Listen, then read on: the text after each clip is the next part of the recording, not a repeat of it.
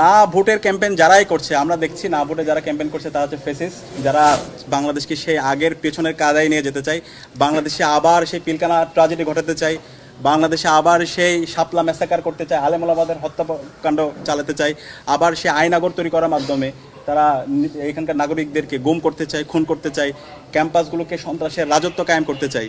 সুতরাং এই ধরনের নায়ের যারা ক্যাম্পেইন করবে, বাংলাদেশের নাগরিকরা তাদেরকে লাল কার্ড দেখাবে। না যারা বলবে তাদের ঠিকানায় বাংলাদেশে হবে না, তারা বাংলাদেশে সেই ফেসিবাদী কাঠামোকে রেখে দিতে চায়।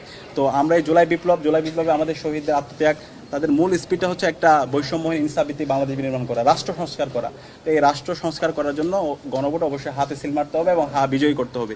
এবং সে জায়গায় ফেসিবাদ বিরোধী আমরা যারা আছি, আমরা সবাই আশা করছি ঐক্যবদ্ধভাবে এই ক্যাম্পেইন করে আমাদের রাষ্ট্র সংস্কারের যে প্রক্রিয়া, সেই প্রক্রিয়া আমরা সবাই পরস্পরকে সহযোগিতা করব। এই নির্বাচনটা যেন অবাধ, সুস্থ এবং নিরপেক্ষ হয়, সে জায়গায় তাদের দায়িত্বশীল আচরণ করতে হবে।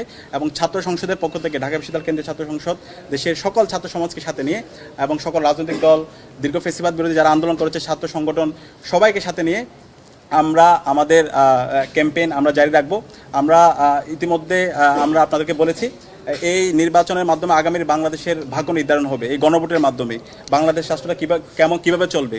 আমরা যে দীর্ঘদিনের যে সংস্কারের কথা বলছি, আমাদের শহীদরা যে জন্য জীবন দিয়েছে, এই সংস্কারগুলো যদি আমরা বাস্তবায়ন করতে চাই, তাহলে আমাদের এই গণভোটে হাঁকে বিজয় করতে হবে। সুতরাং এই গণভোটের পক্ষে ঢাকা বিশ্ববিদ্যালয় কেন্দ্রীয় ছাত্র সংসদ, ঢাকা বিশ্ববিদ্যালয় সহ বাংলাদেশের সকল শিক্ষা প্রতিষ্ঠানগুলোতে এবং সারা দেশব্যাপী আমরা ক্যাম্পেইন করব। এবং মাসব্যাপী ক্যাম্পেইনের ঘোষণা আগামীকাল আপনারা আমাদের প্রেস ব্রিফিংয়ের মাধ্যমে আপনারা জানতে পাবেন। এবং আমরা বিশ্বাস করি, দীর্ঘ ফেসিবাদ বিরুদ্ধে আমরা যারা আন্দোলন করেছি, আমরা সবাই এই গণভোটে হাঁকে বিজয় করার জন্য, হাতে সিল মারার জন্য এবং আগামীর বাংলাদেশের ফেসিবাদী কাঠামোকে ভেঙে চুরমার করে দেওয়ার জন্য এবং নতুন রাজনৈতিক সংস্কৃতি বিনির্মাণ করার জন্য এবং গণতান্ত্রিক একটা স্থায়ী রূপে আমাদের এই দেশকে নিয়ে যাওয়ার জন্য আমাদেরকে এই গণভোটের জন্য আমাদের ক্যাম্পেইন করতে হবে। তো আমরা আশা করছি সকল রাজনৈতিক দল, ছাত্র সংগঠন, সিভিল সোসাইটি সবাই আমরা ঐক্যবদ্ধভাবে আমরা আমাদের কাজ জারি রাখবো।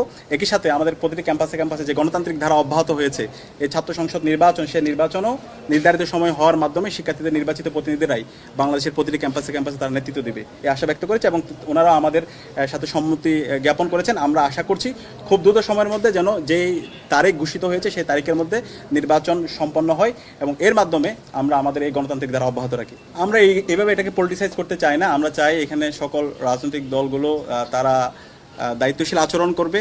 এই ছাত্র সংসদ নির্বাচনকে এভাবে পলিটিসাইজ করার কিছু নেই। শিক্ষার্থীদের নির্বাচিত প্রতিনিধিরাই ক্যাম্পাসগুলোতে নেতৃত্ব দিবে।